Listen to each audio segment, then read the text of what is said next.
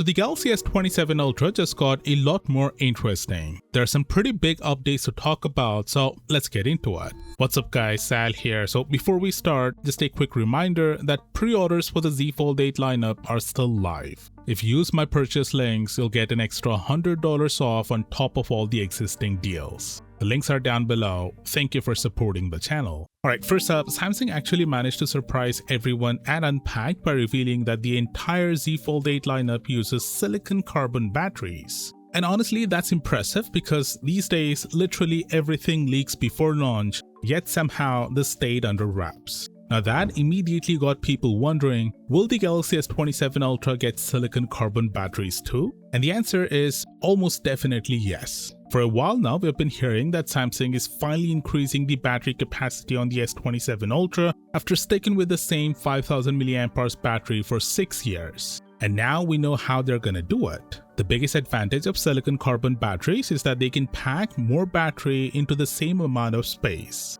So the S27 Ultra doesn't have to get any thicker to fit a bigger battery. In fact, with Samsung's recent obsession with making phones thinner, I wouldn't be surprised if the S27 Ultra ends up even thinner while still getting a larger battery. Now, I did see a few articles claiming that silicon carbon batteries wear out faster. They're pointing to the new EU battery labels, where phones like the Z Fold 8 are rated for 1200 charge cycles instead of 2000 cycles we used to see. Basically, they're saying the battery drops to around 80% capacity, which is 4000 mAh after 1200 full charge cycles. But here's the problem with that.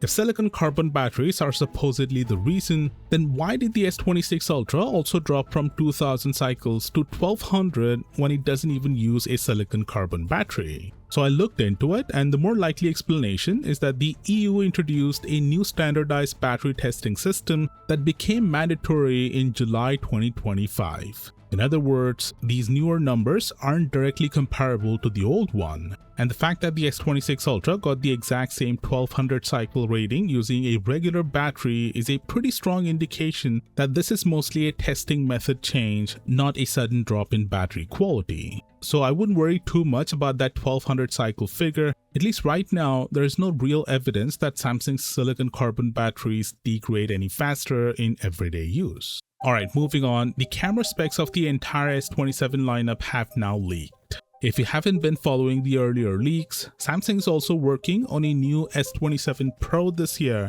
It will have almost everything the Ultra has except the S Pen, and it will be a little smaller. According to Galaxy Club and WinFuture, who both have a really solid track record, here's what we're looking at. Starting with the S27 Ultra, the biggest change isn't the megapixel count, is that Samsung is using more Sony camera sensors this year. The ultra-wide camera is getting a new Sony sensor similar to what we already saw on the Z Fold 8 Ultra. The resolution and sensor size stays the same, but the sensor itself is changing. The main camera is also getting a new in-house sensor while staying at 200 megapixels. The 50 megapixel 5x periscope camera sticks around, but Samsung is reportedly getting rid of the dedicated 3x telephoto camera altogether. On the front, we're expected to get a new 16 megapixel selfie camera. It's reportedly using a new square sensor similar to Apple's latest iPhones, which lets the phone automatically switch between the portrait and landscape selfies without you having to rotate it. The S27 Pro is expected to get almost the exact same camera setup. The only thing we don't know yet are the main camera sensor and how much zoom Samsung is giving the 50 megapixel telephoto camera.